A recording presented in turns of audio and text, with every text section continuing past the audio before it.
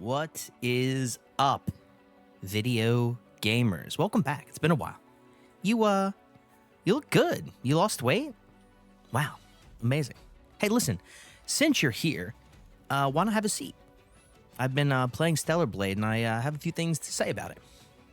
So, before I get into everything proper, I just wanted to say that this year has been absolutely packed to the gills with amazing game releases. Just some of the best games that we've seen in a long time. Last year was good as well, but it's just something. I don't know.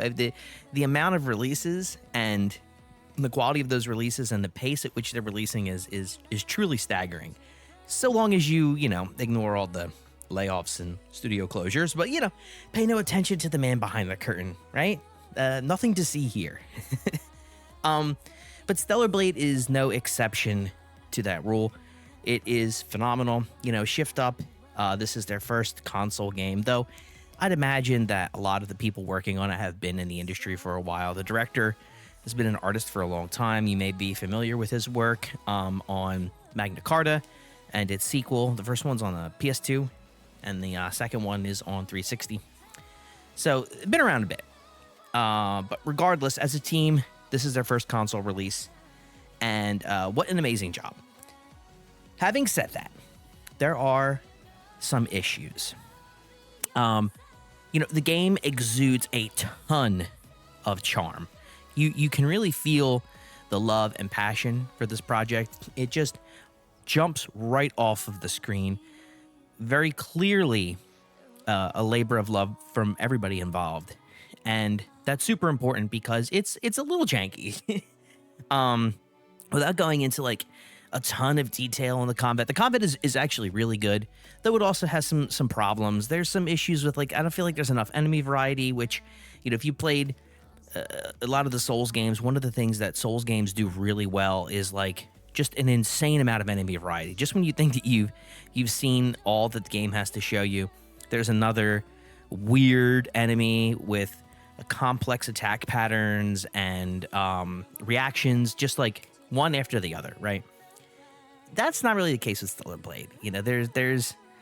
There's a very limited number of enemies in the game, but once again, these are all things that's kind of you kind of just brush it aside because it is the effort is very clear regardless of the issues that exist. But there are some glaring problems that are kind of hard to ignore. And as the title of this video states, a lot of them center around the game's open worlds. Now, before we go any further, there's going to be some slight spoilers here. Nothing narrative-based, but there's going to be some environmental spoilers, maybe some enemy spoilers, some boss spoilers. If you don't want to see spoilers of any kind, this is your last chance. Abandon ship. But, come back when you're finished the game or whatever, right? So, having said that, right, the game has two open worlds. Now, it starts off with a really strong first showing, like the demo, in this metropolitan area. It's you're really not quite sure what's going on. There's these massive skyscrapers with marble busts that are just as big as the skyscrapers attached to them. All the text is in Russian. You're not really quite sure about the world building and what's going on, but it's intriguing. You're kind of intrigued. And then you get to the first, or rather the last remaining city for humanity, Zion, right? And things kind of take a bit of a nosedive from there. So right from there, you go into the first open world, which is a big desert. Very clearly inspired by Nier Automata's desert. And it's fine, right? It's not a huge issue, but, you're kind of all right, well, it looks nice. Unreal Engine tends to look really good with in the daylight with lots of lighting. And you go out into it, and you're kind of getting used to things. Okay, I didn't really expect it to be an open world, but whatever. And there's enemies, and they're very dense. They're not super big open worlds. They're sort of bite-sized, but they're very dense. There's a lot of stuff going on in them. Maybe a bit too much. And I think one of the primary issues with the open worlds is the amount of enemies that are in them. The game really doesn't feel comfortable to let the open worlds kind of breathe. So here's one little spoiler. In the first open world, towards the solar tower, which is sort of like the Ubisoft style thing, like in order to activate the bonfires in the open world, you need to reactivate these towers. And right by the first tower, if you're exploring, there's this little cave, and you go down into the cave, and there's like this grotto. There's this like little oasis in there with it's this huge, like beautiful gleaming pool of water with this giant tree in the middle. And even though there's a handful of side quests that kind of direct you there, you can find it on your own. And if you find it on your own, it's like, wow, it feels really rewarding to find that area on your own. And that's it, right? There's nothing like that in the second open world area. And things like that are what make the exploration in the open world worth doing and fun.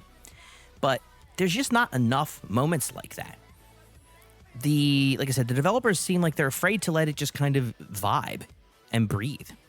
Like, there are enemies in Nier Automata for sure, and maybe I'm incorrect here. It's been a while since I've played it, but it's not that dense and packed.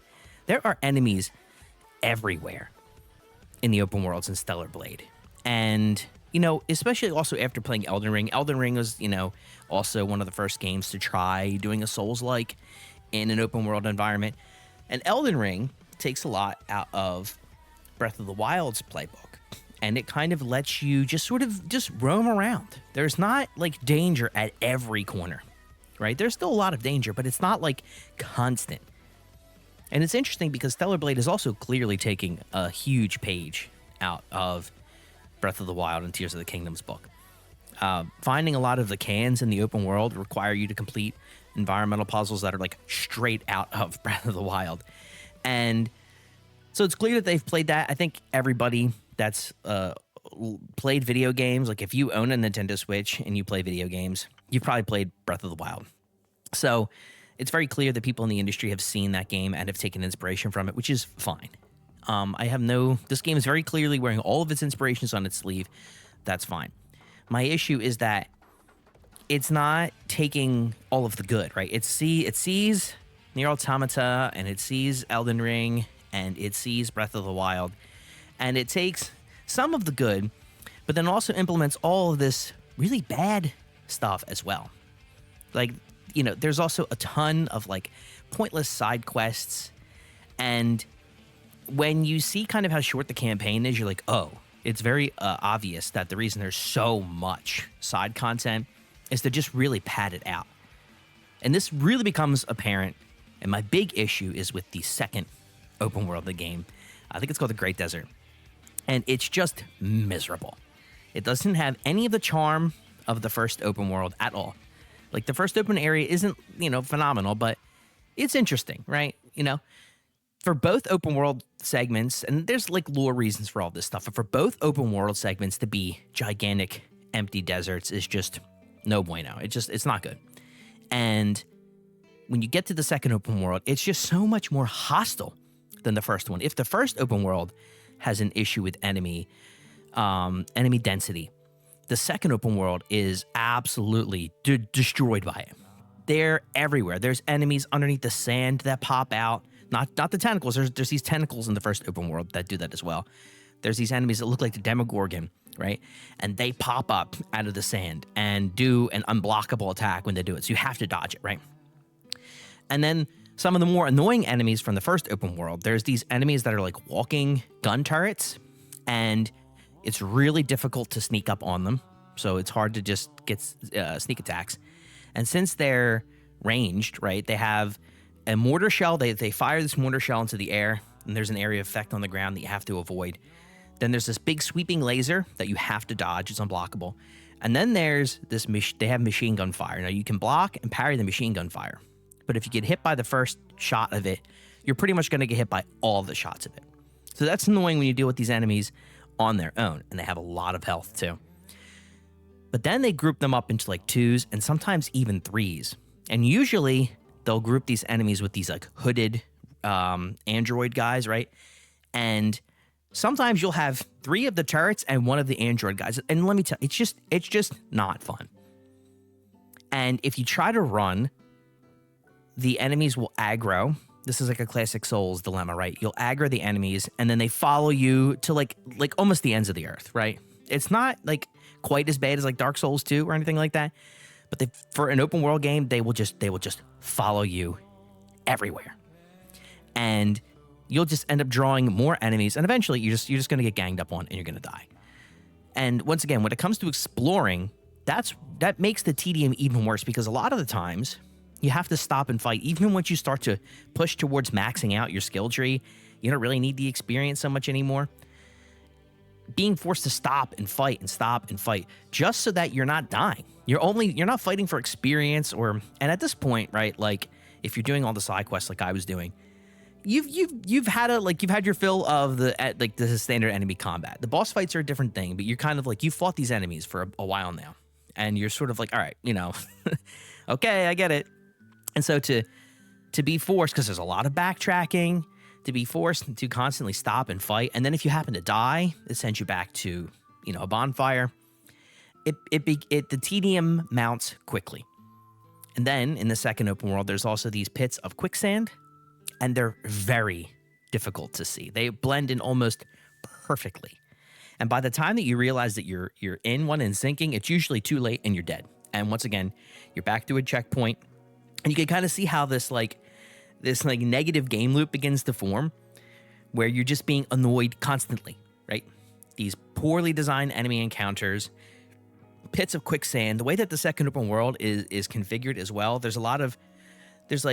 you'll have an objective that you have to get to, and there's like a sort of a specific way to get there. You can't just like run in a straight line. You're going to have to circumvent some kind of environmental obstacle or whatever. And then with the enemies and everything, it begins to mount very quickly. And I almost put the game down. I did. I was like, I have Dragon's Dogma queued up and ready to go. And, I have Hades 2. I have all these games to play. And I'm like, you know what? Maybe I'll just sit on Stellar Blade until they patch it, or I just like get these negative vibes out of my system, and I'll come back to it. And I'm glad I didn't, because I was really close to being done. Once you do all the side quests, that's pretty much it. I mean, you can go for full completion and get all the cans and everything like that, but honestly, considering how poorly designed the open worlds are, I just don't think it's worth it. Like I said, the poor enemy variety, the lack of like things to find, the constant encounters, the death traps, because the quicksand's like instant kill, right? It just doesn't feel good. You hear the music, right? The music is such a vibe. Like the soundtrack is phenomenal. Maybe the composer's best work. And the vibes are so good. And then you start to move around this environment, and it is so grating. There's also this area where there's these explosive crates that are on the ground. There's only a few areas like this, but there's like this spilled cart of explosive wooden crates. And if you can't even walk into them. I understand like if you slash them or shoot them and they explode or whatever, but you can't even make contact with them. And once again, like let's say you don't have the ammo in your gun to blow them all up and shoot your way through. So you have to kind of try to like either navigate your way through, like playing game of Operation, or like try to platform your way around them. And if you hit one, you're gonna like backdash your way into every single one on the way out, and you might very well die in that process. It's just all of these little issues that build and mount into this experience with the open environments that's just not fun. I would have much rather preferred that they went with more of a Breath of the Wild, Tears of the Kingdom style open world, where there's just less going on. The game, like I said, has so much charm, and if they had just like had the confidence to not fill this world with hazards everywhere, like I feel like they were kind of torn. They've developed this Souls-like, and it could be kind of difficult, right? I think for a Souls-like, generally it's pretty easy, all things considered, but it still has a little bit of that bite to it. And I feel like they were like, okay, well they made it this Souls-like, and they have these open worlds, and there's this expectation of a kind of difficulty, and there's difficulty options as well. There's in your first playthrough, there's easy and normal, and then you can unlock hard after you complete it. But I feel like there's like they feel like there was this expectation that it has to be difficult. And it's not even the difficulty so much, right? Because like when you think about Souls games and difficulty, often it is the combat. Though I know like with Dark Souls 2, there's some goofy environmental stuff where the game's kind of like poking at you and like trying to annoy you. But this, a lot of this just seems like either a lack of identity or a lack of commitment to like the core themes, right? This world is supposed to be like empty and desolate, and while dangerous, while the Natiba are dangerous, I don't think that they should have sacrificed, because like I think the vibes were good, even with the desert environment. The one thing that's nice about the second area is right towards the start, there's this big, beautiful oasis, and that's where you start the fishing side quest, which is awesome. The fishing is really good, especially if you go into the accessibility options and change the fishing controls to make them a little bit easier. But the fishing is really good. It's a little tedious. There's a lot of backtracking. You can only purchase bait from the NPC by the oasis, so if you run out, you have to go back. But ultimately, I had so much more fun doing the fishing side quest than any of the other like side content in the game for the most part. And I think if they do another one, or if they make another game like this, pushing more towards stuff like the fishing side quest, or like look at Final Fantasy VII Rebirth. I know that there's a glut of content in that game, but the stuff that really stands out to people is the stuff that is engaging, like Queen's Blood. The stuff that's not engaging is stuff that is needlessly difficult, like the 3D Brawler, and like what's some of the other stuff? Oh, like the Gears and Gambits and Fort Condor, right? Like that's the stuff, or the Cactuar minigame. When people talk negatively about Final Fantasy VII Rebirth, that's the stuff that they're focusing on. Not even so much that it's difficult, it's that it's annoying and tedious. Whereas the stuff that's engaging, like Queen's Blood, is talked about very highly. And some people are not going to like the fishing minigame. Some people just aren't into that kind of thing. But for me, it's really compelling. And I was like, I spent a whole day just playing the fishing minigame. So anyway, that's pretty much all that I have to say. I love stellarblade. Pushing towards the end right now. I probably won't do New Game Plus, at least at the moment, because there's so much to play. I want to finally boot up Dragon's Dogma and get around to that. And maybe purchase Unicorn Overlord and spend some time with that as well as Hades 2. Like I said, just too many games. So anyway, thanks for stopping by. Consider liking and subscribing if you've made it this far. I always say this in every one of my videos. I don't upload a lot. I'm trying to change that, which is why I kind of have this like sort of rambly format here. I didn't script any of this stuff. If I sit and try to script things out, I'll never upload any content. So thank you very much for stopping by and watching, and I hope to see you again sometime soon. Peace.